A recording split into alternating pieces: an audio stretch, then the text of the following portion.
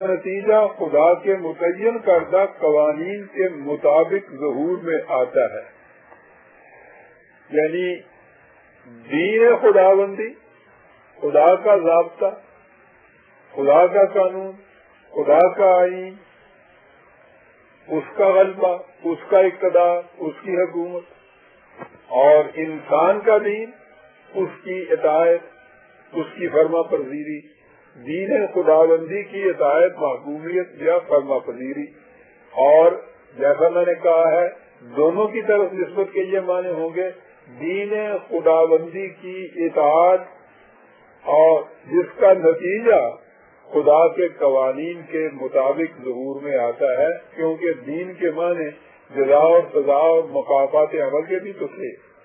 اس میں دونوں نسبتیں بھی آ جاتی ہیں، دونوں معنی بھی آ جاتے ہیں. میں نے اس مادے کے یہ جو معانی بیان کیے ہیں ان کی تائید میں قرآن کریم کی متعدد آیات پیش کی جا سکتی ہیں. قرآن کے اس قدر کثیر مقامات میں یہ لفظ آیا ہے، اور جیسا کہ میں نے ابھی عرض کیا ہے کہ یہ تو بنیاد ہے، اصل ہے، نقطہ ماسکہ ہے ساری تعلیم کا، پورے اسلام کا، قرآن کا. تو اس لیے اس کا تو متعدد مقامات میں استعمال ہونا ضروری تھا. لیکن میں سمجھتا ہوں کہ اس کی چندہ ضرورت نہیں کہ میں اتنی زیادہ تعداد میں اس کے لیے مثالیں پیش کروں. اگر بڑی تفصیل سے مثالوں کے ذریعے سے قرآن کی آیات کی سند اور حوالوں کے ذریعے سے اس کا یہی مفہوم سمجھنا ہو تو پھر لغات القرآن کی طرف جانا چاہیے. اس میں یہ چیز بڑی ہی وضاحت سے آئی ہے. یہاں میں سمجھتا ہوں 2-3 آیات ایسی پیش کی جانی کافی ہوگی جن سے یہ مفہوم نمایاں طور پر سمجھ میں آ جائے.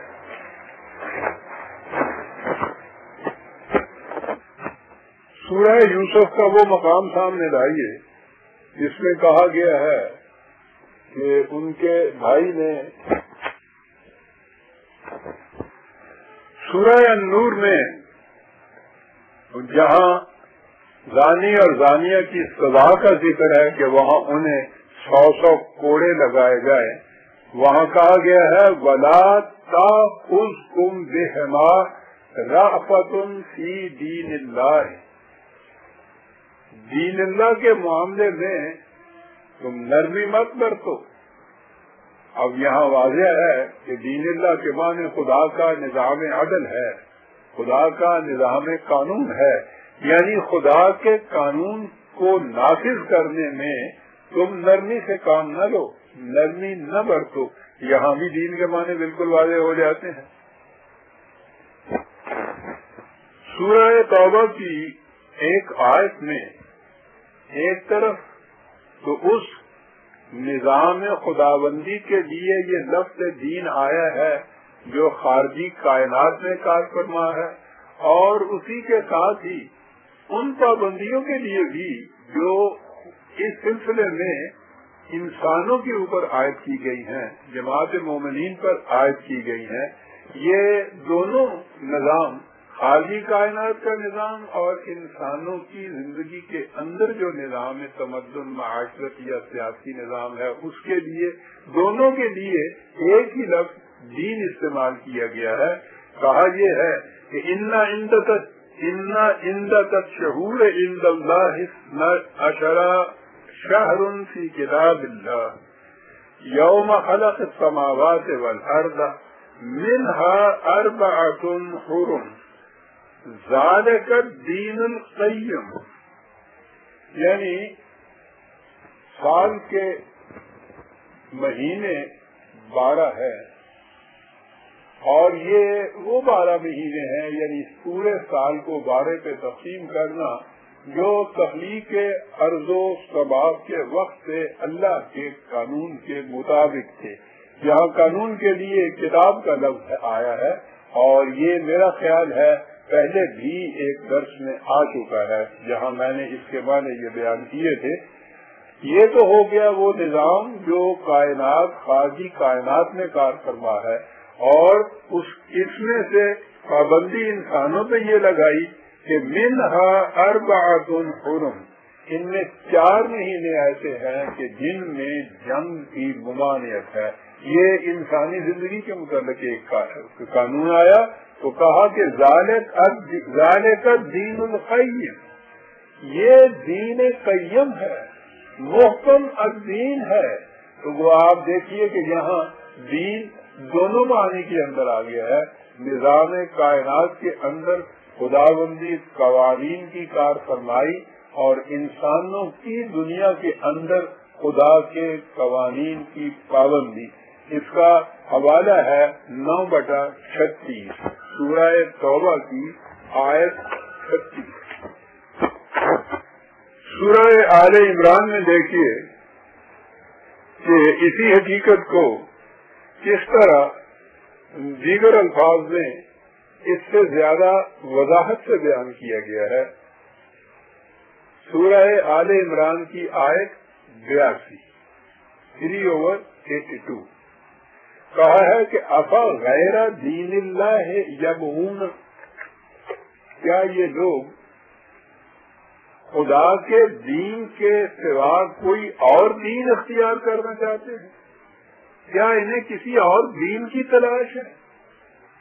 اب یہ دیکھیے، یہ جو دین خداوندی یا دین اللہ یہاں کہا گیا ہے، اس کے بعد اس کی تشریح پہلے کن الفاظ میں کی گئی کہ کیا یہ کسی اور دین کی تلاش کر رہے ہیں؟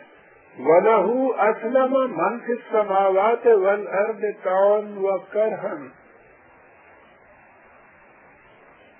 وَإِلَيْهِ يُرْجَعُونَ، حالانکہ یہ دیکھتے نہیں کہ کائنات کی پستی اور بلندیوں میں جو چیز ہے طوعاً وکرہاً اس کے قوانین کے سامنے سر تسلیم خم کیے ہوئے ہے۔ یہ ہے وہ دین جو پوری خارجی کائنات کو محیط ہے، یعنی وہ نظام خداوندی جس کے مطابق یہ کارگاہ کائنات سرگرم عمل ہے۔ اس سے دین کا مفہوم واضح ہو گیا، یعنی وہ نظام جو قوانین خداوندی کے مطابق قائم ہو اور اس کے سامنے سر تسلیم خم کیا جائے۔ اس کے بعد یہ کہا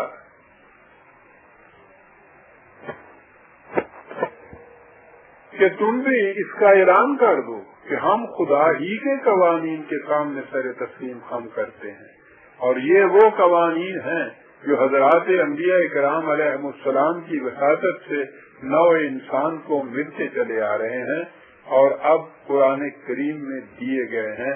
اعلان کر دو وَنَحْنُ لَهُ مُسْلِمُونَ، اسی کا نام اسلام ہے، یعنی دین خداوندی کے سامنے سر تسلیم خم کر دینا، نظام خداوندی کے تابع زندگی بسر کرنا۔ پھر دوہرا دوں، پہلے اشیاء کائنات کے متعلق بھی یہی لفظ استعمال کیا، یعنی وہ اسلام پر ہے۔ وَلَهُ أَسْلَمَ مَنْ فِي السَّمَاوَاتِ وَالْأَرْضِ، کائنات کی ہر شے اسلام پر ہے، یعنی قوانین خداوندی کے تابع زندگی بسر کرتی ہے، اس کے سامنے سر تسلیم خم کیے ہوئے ہے، اس کی اطاعت اختیار کیے ہوئے ہے، اس کے